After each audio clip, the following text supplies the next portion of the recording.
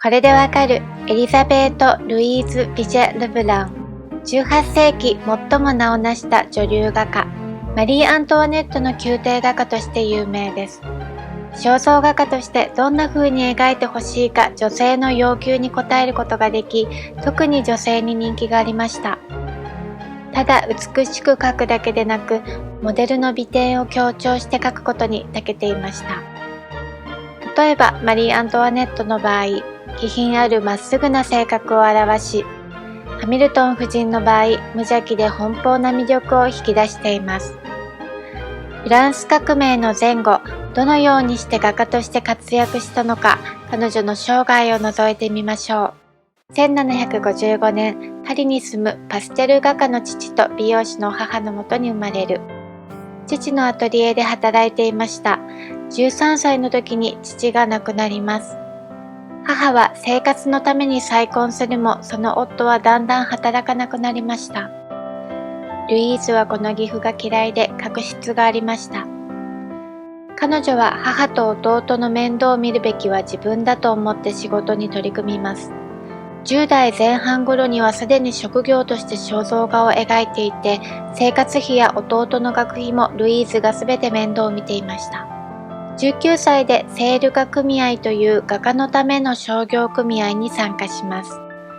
サロンに自画像を出品。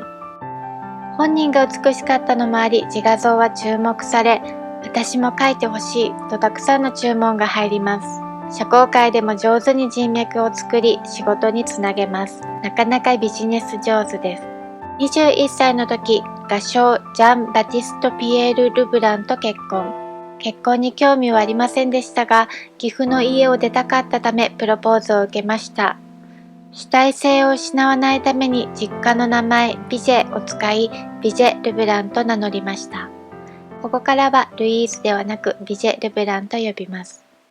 1776年、ベルサイユ宮殿に呼ばれ、マリー・アントワネットの肖像画を描きます。同い年で23歳でした。王妃とは依頼主と画家という関係を超えて友人のようになりました。25歳の時、娘ジュリーが生まれる。28歳で王立絵画彫刻アカデミーの会員になります。当時、女性にとってアカデミーは狭き門でした。1706年までにアカデミー入りした女性はたったの6人。その後女性会員の数は4人に限定されました。ビジェ・ルブランは女性だということだけでなく、夫が画商というのも災いしました。画商というと芸術をお金に変えていると反感を持っている人がいたためです。マリー・アントワネットが夫のルイ16世に頼み、国王の圧力でビジェ・ルブランをアカデミーに入会させたようです。1789年、フランス革命。ルイ16世、マリー・アントワネット、デュバリー夫人など親しくしていた人たちが断頭台に消えました。王室とつながりがあったため、身の危険を感じたビジェ・ルブランは農夫に身をやつし、娘を連れて国外へ逃げます。そうしなければギロチンにかけられていた可能性が高かったためです。亡命中、ローマ、ナポリ、ベネツィア、ミラノ、ウィーン、サンクトペテルブルグ、ロンドンにアトリエを持ちました。彼女は行く先々で歓迎されます。特にロシアではエカチェリーナ2世の依頼でロマノフ家の人たちの肖像画を手掛けています。皇族も貴族も彼女に肖像画を求めました。モデルの魅力を引き出してくれる彼女の絵はどこに行っても喜ばれました。ちなみにフランスに残してきた夫はギャンブルで借金を作り、愛人を作ったりして派手な生活をしていました。そしてビジェ・ルブランが作った膨大な資産を使い果たしてしまいます。男運だけはなかったようですね。しばらくは彼女が亡命先からも面倒を見ていましたが、1794年39歳の時に正式に離婚しています。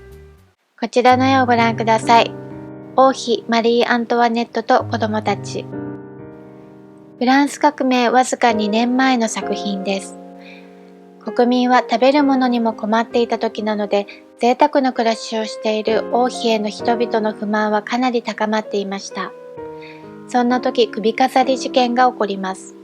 マリー・アントワネットには罪のない詐欺事件だったのですが、不満がある多くの国民は悪い噂を信じ、実際に彼女が関わっていると思ってしまっていました。なんとかイメージを変えたい、家庭的なイメージで人気を回復したいという願いが込められている絵で、プロパガンダ絵画とも言われています。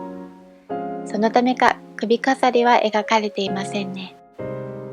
長女マリー・テレーズ、長男ルイ・ジョセフ、次男ルイ・シャルル。このルイ・ジョセフが指をさしているベッドの中は空っぽです。ここに寝ていた次女が亡くなったばかりだからです。制作を始めた時、赤ん坊のソフィー王女はまだ3ヶ月でした。天然痘で亡くなりました。マリー・アントワネットが晴れない表情をしているのは娘の死を受けてのことかもしれません。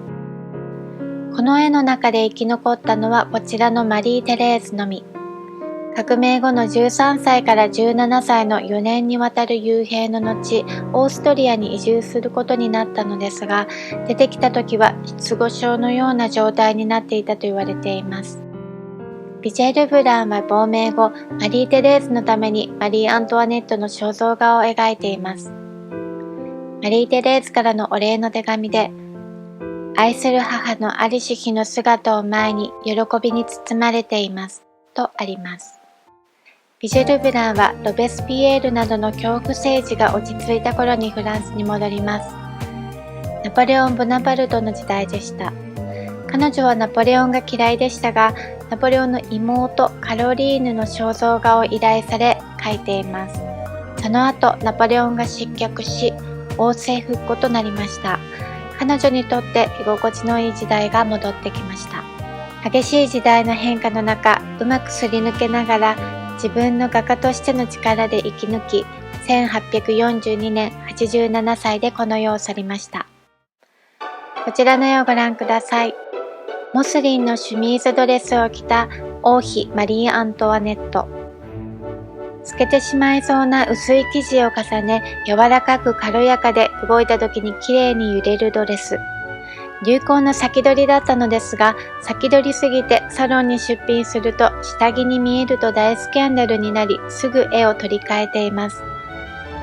これより少し後の時代にはこのドレスは大流行するんですけどね。この絵の中のマリー・アントワネットは王妃として気を張っていない柔らかな表情。友人のような付き合いをしていた彼女だったから描けたのかもしれません。では最後にビジェ・ルブランの他の作品を見てお別れいたしましょう。ご視聴ありがとうございました。